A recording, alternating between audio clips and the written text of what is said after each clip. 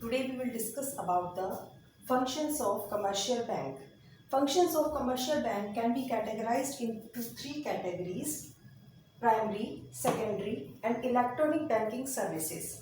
As you all know about the commercial banks, that their main primary function is to accept deposits and advancing loans. They will accept deposits from the general public and advance them loan as they need it. So these are the primary functions. Secondary functions are also further categorized into two categories: agency functions and general utility services. And third one is electronic banking services, which we are called digital payments and electronic fund transfer, etc.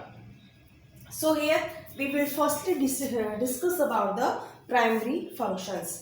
Primary functions में first आएगा accepting deposits. इसमें हम क्या क्या ले लेंगे? First is किस किस वे से बैंक जो है फंड को डिपॉजिट करता है अपने पास. ये है वेरियस इसके टाइप्स. जैसे कि first is fixed deposits. Fixed deposits को हम टर्म डिपॉजिट भी बोलते हैं, टाइम डिपॉजिट भी बोलते हैं. फिक्स डिपॉजिट के बारे में आपने सुना होगा कि in this a person deposit a fixed amount for a fixed period into the bank for a fixed period. So bank in return give him a receipt about the fixed deposit, in which the name of the depositor and the amount he deposited and the period for which he deposited the amount is mentioned. It may be 1 year, 2 year, more than 5 year, 10 year, whatever it is, and rate is also specified in it. He can remove or he can get the money between the period also. एक fix period के लिए इसमें पैसा जमा करवाया जाता है, लेकिन अगर उसकी ज़रूरत है तो पहले भी पैसा निकलवा सकता है, but bank will charge something for it. He will discount the amount. He will never give the full amount. So this is called the fixed amount. और इस पर आपको नॉर्मल रेट मिल जाती है, जैसे कि फिक्स डिपॉजिट जो भी यूज़ करते हैं. Second is current account. Current account is basically used by the business holders, जो कि बिजनेस करते हैं, जिनको रूटीन में अमाउंट डिपॉजिट विड्रॉल करना होता है. That is current account is for their use.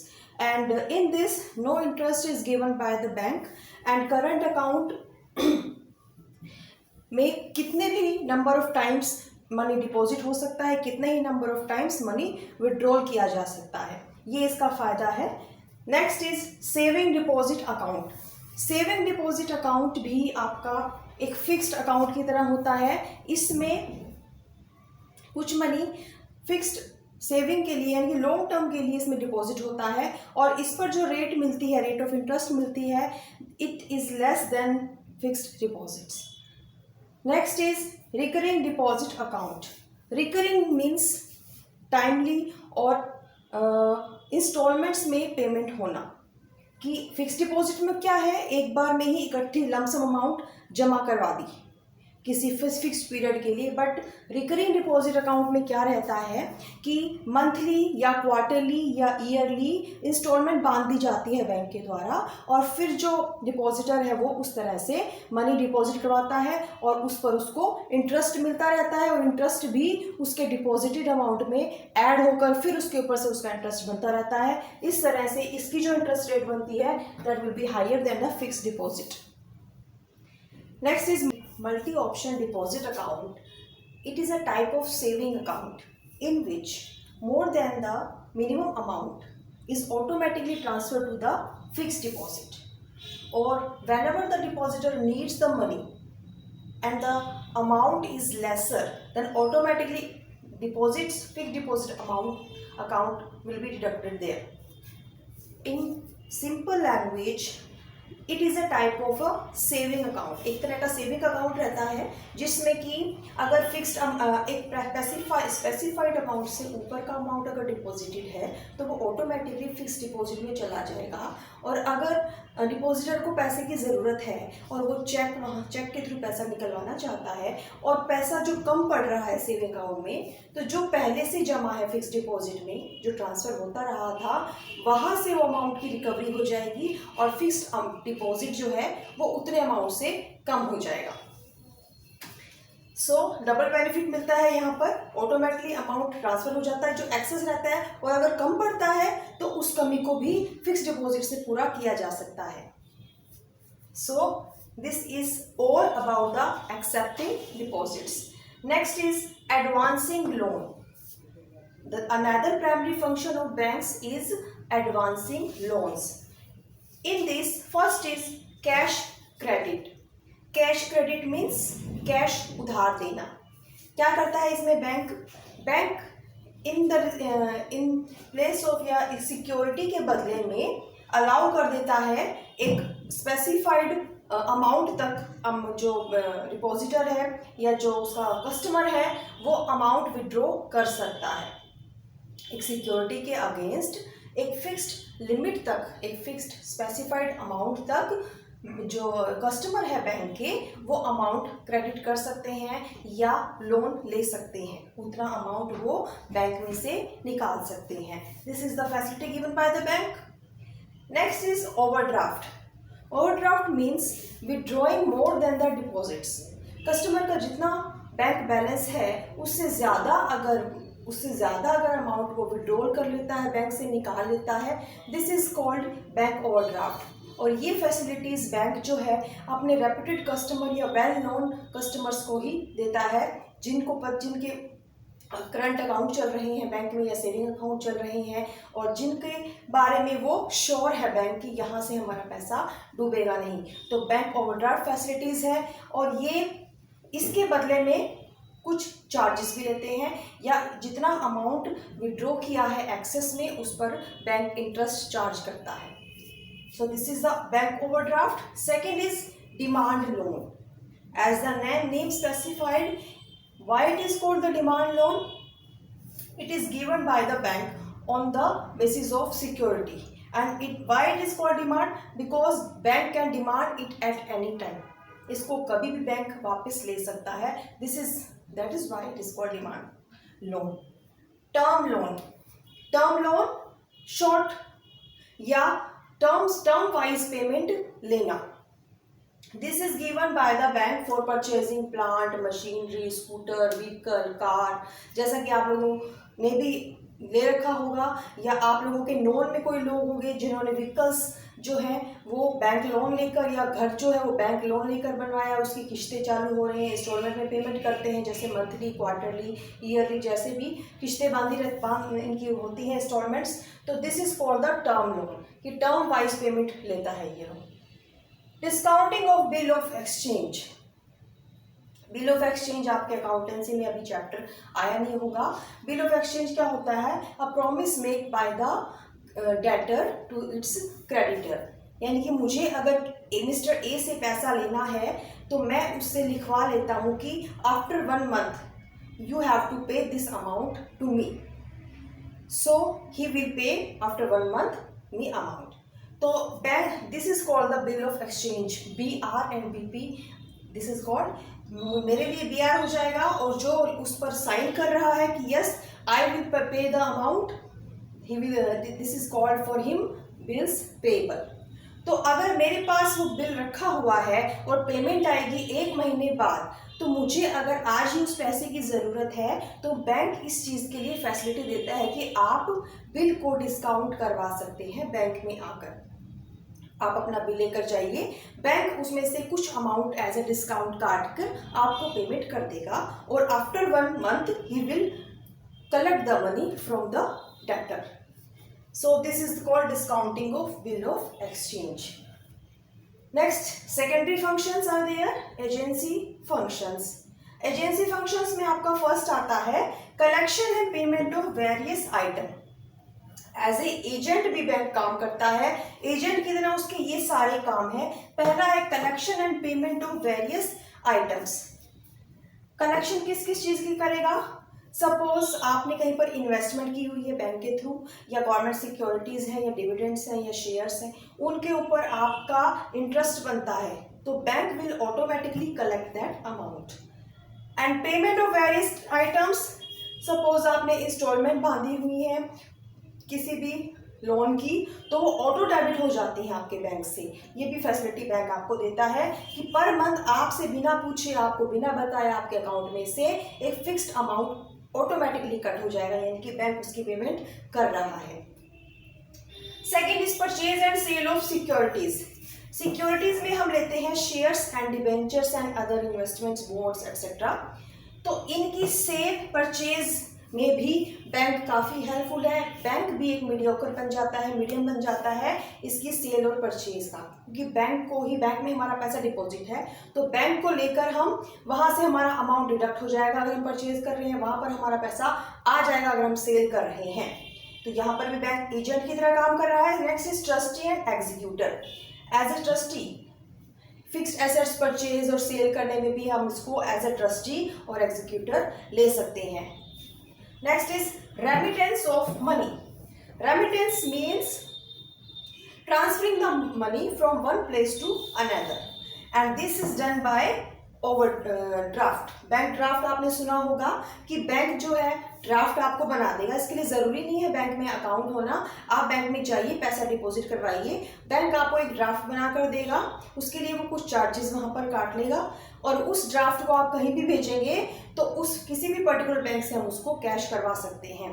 तो this is called the remittance of money, transferring the money from one place to another with the help of draft. Next is purchase and sale of foreign exchange.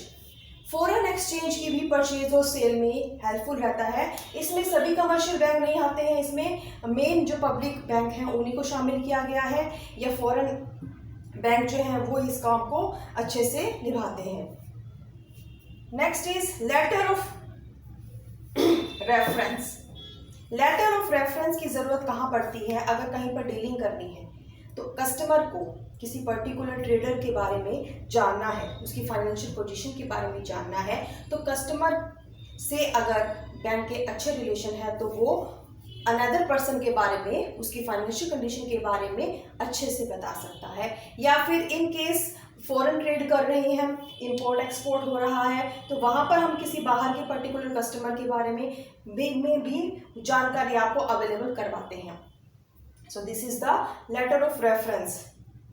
Bank draft, अभी मैंने बताया था bank draft के बारे में। Remittance of money में bank draft का बहुत बड़ा योगदान रहता है, और बैंक ड्राफ्ट की जो कमीशन जो चार्ज करता है bank, it is vary from bank to bank. किसी की कम हो सकती है, किसी की ज्यादा हो सकती है, depending upon the relationship between the customer and the bank. So bank draft जो है वो मनी रेमिटेंस ऑफ मनी का एक मेजर रोल निभाता है, और ये इसके जो चेक बाउंस हो जाते हैं या डिसऑनर हो जाते हैं, बट इसके डिसऑनर की रिस्क बहुत कम रहता है, बिकॉज इसकी रिस्पॉन्सिबिलिटी लेता है बैंक। बैंक इसकी पेमेंट करता है, बाद में बैंक अगर कस्टमर से वसूले या नहीं वसूले, बट यहाँ पर इसका रिस्क सबसे कम रहता है कि पैसा डूबेगा या आपका ड्राफ्ट जो बाउंस हो जाएगा या डिसऑनर हो जाएगा। Next is bankers cheque. It is similar to the bank draft. Bank draft can be work from state to state or from city to city, but banker's check is within the locality. एक fixed city में या एक fix locality के लिए काम करता है ये, तो इसको बोलते हैं बैंकर्स चेक। नेक्स्ट आपके आते हैं जनरल यूटिलिटी सर्विसेज। इसमें फर्स्ट आता है लॉकर्स फैसिलिटी। लॉकर रहते हैं लोगों के बैंक में, जिसमें वो अपनी ज्वेलरी, अपने इंपॉर्टेंट डॉक्यूमेंट्स और पेपर्स, प्रॉपर्टी के पेपर्स, ये सब रखते हैं, कीमती सामान रखते हैं, तो लोकल की फैसिलिटी बैंक देते हैं। उसके अलावा ट्रैवलिंग चेक। ट्रैवलिंग चेक क्या होता है? जो भी पर्सन ट्रैवलिंग चेक होल्डर होता है वो फ्री ऑफ कॉस्ट, उसको फ्री में ट्रैवलिंग करने को मिलती है, तो उसको जगह जगह कैश कैरी करने की जरूरत नहीं पड़ती है, तो ये फैसिलिटी बैंक से मिलती है। Letter of credit. Import importer जो है उसके लिए बहुत काम आता है लेटर ऑफ क्रेडिट। अगर उसको पेमेंट करनी है तो एक समय के लिए क्रेडिट चलेगा, उधार रहेगी जब तक पेमेंट वो अल्टीमेटली दे नहीं देता है, तब till then exporter need the letter of credit. This is issued by the importers bank to the exporter bank to satisfy that exporter. Next is business information and statistics. Business information and statistics, since bank are dealing in the financial economy, so it has knowledge about it. So anyone can get the knowledge about the statistics and information about the banking system, about the economy, about the financial system of the bank of the country. So this is all about the primary and secondary functions. Next last is electronic fund banking services. Electronic जहाँ पर आ जाता है वहाँ पर हम digital payment, digital रिसीवमेंट इनकी बात करते हैं, या हम इलेक्ट्रॉनिक आइटम्स की बात करते हैं जिसके थ्रू हम फंड को इधर से उधर ट्रांसफ़र करते हैं। बैंकिंग सर्विसेज जो है वो प्रोवाइड की जाती है इलेक्ट्रॉनिक आइटम्स के थ्रू, जैसे कि फ़ोन या टेलीफोन या अदर सिस्टम्स। तो इसमें हम पढ़ेंगे about electronic fund transfer, automatic teller machine, debit card, credit card, tele banking, core banking, NEFT and RTGS. First is electronic fund transfer, EFT.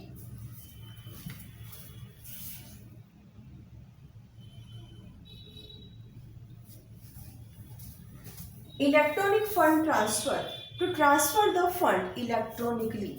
आपके बिना कहीं पर जाए आप घर बैठे बैठे अपना पैसा इधर से उधर ट्रांसफर कर सकते हैं through electronic fund transfer. This is the service given by the bank these days. Next is automatic teller machine. You all know about the ATM and obviously you have, आप यूज भी कर चुके होंगे उसको। अगर नहीं किया है तो आप ज़रूर इसको यूज़ करके देखिएगा। एक प्लास्टिक कार्ड का यूज़ होता है इसके अंदर, जिसको हम एटीएम कार्ड बोलते हैं, डेबिट कार्ड से भी हम कर सकते हैं।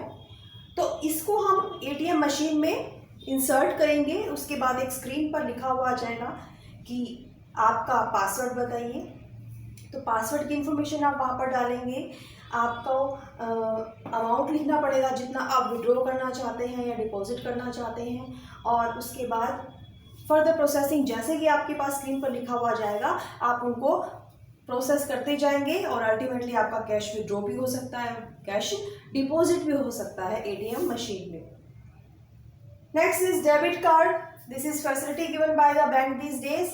डेबिट कार्ड का यूज़ करते हुए आप अपने मनी को इधर से उधर ट्रांसफ़र कर सकते हैं, जमा करवा सकते हैं, निकलवा सकते हैं। तो ये इंसर्ट किया जाता है, इसकी एक मशीन होती है जिसमें आप उसको इंसर्ट करके कोई भी ट्रांजैक्शन ऑनलाइन बैठे बैठे कर सकते हैं। क्रेडिट कार्ड, ये आपको क्रेडिट की फैसिलिटी देता है, लोन की फैसिलिटी देता है। जैसे कि क्रेडिट कार्ड होल्डर की क्रेडिट कार्ड की एक मैक्सिमम लिमिट होती है पर मंथ यूज़ करने की। ये सिर्फ उन्हीं पर्सनस को, उन्हीं कस्टमर्स को देती है बैंक जो उनके वेल नोन हो, जो अच्छी खासी रेप्यूटेड या फाइनेंशियल कंडीशन उनकी अच्छी हो, उन्हीं को ये फैसिलिटी दी जाती है। तो एटीएम कार्ड में हम बिना कैश ट्रांजैक्शन किए हम क्रेडिट कार्ड का यूज़ करते हुए शॉपिंग कर सकते हैं, परचेजिंग कर सकते हैं, कहीं पर भी पेमेंट करनी हो वो कर सकते हैं। तो इट विल ऑटोमेटिकली हमारा एक जो है स्पेसिफाइड अमाउंट जो है वहाँ पर डिडक्ट नहीं होगा, वो एक लोन बन जाएगा जिसकी आपको पेमेंट करनी होगी नेक्स्ट मंथ, या जितना भी पीरियड स्पेसिफाइड रहता है उसके अकॉर्डिंग पेमेंट करनी होती है। या आपके पास मंथली बेसिस पर आपके पास उसका बिल भी आ सकता है जिसकी आपकी पेमेंट करनी हो, या फिर आपके अकाउंट में से भी वो डिडक्ट हो सकता है उस पीरियड के बाद, कि आपको एटलीस्ट 1 मंथ की इसमें प्रेस्क्राइब लिमिट होती है, आप उसको यूज़ कर सकते हैं, उसके बाद आपको उसकी पेमेंट करनी होती है। तो उतना टाइम मिल जाता है आपको क्रेडिट पर कुछ भी पेमेंट्स करनी हो तो। Next is tele banking. Tele banking means telephonically आप बैंकिंग सर्विस, बैंक जो है सर्विस प्रोवाइड कर रहा है कि आप टेलीफोन का यूज़ करके, फ़ोन का यूज़ करके अपना जो अकाउंट है उसको मेंटेन कर सकते हैं, अमाउंट इधर से उधर ट्रांसफ़र कर सकते हैं। तो ये फैसिलिटीज़ कमर्शियल बैंक प्रोवाइड करते हैं। Next is core banking. This is the facility or services given by the bank which have various branches all over the country. जिस बैंक की अलग अलग ब्रांचेस होती हैं, जैसे SBI है, HDFC है, और भी बहुत सारे बैंक हैं जिनकी branches all over the country फैली हुई हैं. तो ये फैसिलिटी क्या देते हैं, जो भी इनका कस्टमर होता है वो उस पर्टिकुलर, जैसे मैं हिसार में हूँ, हिसार में जो HDFC बैंक है, मैं यहाँ से ट्रांजैक्शन, HDFC बैंक किसी और स्टेट में होगा तो उस बैंक में भी मैं अकाउंट को मेंटेन कर सकती हूँ. यानी कि मेरा अकाउंट अगर यहाँ है तो मैं वहाँ जाकर भी इस अकाउंट को यूज़ कर सकती हूँ, और इसका जो यूज़ है HDFC के थ्रू ही कर सकती हूँ. ज़रूरी नहीं है कि मुझे यहाँ पर किसी और बैंक में नाम हो. तो यहाँ कोर बैंकिंग का ये है कि एक टाइप का बैंक, उसकी ब्रांचेज अलग अलग हैं, तो कस्टमर जो है किसी पर्टिकुलर ब्रांच का है तो उसी दूसरी ब्रांच का भी यूज़ कर सकता है, क्योंकि वो अकाउंट जो है वो उसका पूरी बैंक का एक अकाउंट माना जाता है. Next is NEFT, national electronic fund transfer. National level पर ट्रांसफर हो रहा है fund electronic, that is called national electronic fund transfer. इसमें क्या होता है, बैचेस में ट्रांजैक्शन होती है. आप देश में कहीं भी किसी भी बैंक अकाउंट से कोई भी ट्रांजैक्शन कर सकते हैं, आप यहाँ बैठे बैठे. तो इसमें क्या रहता है, एक अमाउंट जो है वो पे करना होता है, और ये जो है RTGS से थोड़ा सस्ता पड़ता है, बट इसमें जो टाइम लिमिट है वो ज़्यादा लग जाती है पेमेंट ट्रांसफ़र करने में. तो नेफ्ट इज़ अ सिस्टम या is a type of making the payment all over the country, transfer the fund all over the country. Real time gross payment, real time gross settlement, RTGS. RTGS जो है this is similar to the NEFT, but इसमें जो है instantaneous payment होती है. इसके बजाय इसमें पेमेंट करने में टाइम कम लगता है, जल्दी पेमेंट हो जाती है. बट RTGS की एक लिमिट है, मिनिमम लिमिट है कि इस अमाउंट से ऊपर की, जो नीचे की अमाउंट एक्सेप्ट नहीं करेगा ये. जैसे इसकी रिसेंट लिमिट यहाँ पर अभी 2 लाख चल रही थी last year. So real time gross system और नेशनल, इन दोनों में ये डिफरेंस, मेन डिफरेंस है कि ये जो है बैचेस में डील करता है कि एक साथ कई पेमेंट इकट्ठी हो गई उसके बाद ये डील करेगा. यहाँ पर इंस्टेंट पेमेंट होती है, कस्टमर को इंस्टेंट पेमेंट करने को मिल जाती है. तो this is the time gap between the 2 transactions. तो this is all about the functions of commercial bank. This is very important topic from the examination point of view. तो आप इस टॉपिक को अच्छे से रीड कर लीजिएगा, रिवाइज कर लीजिएगा, लर्न कर लीजिएगा.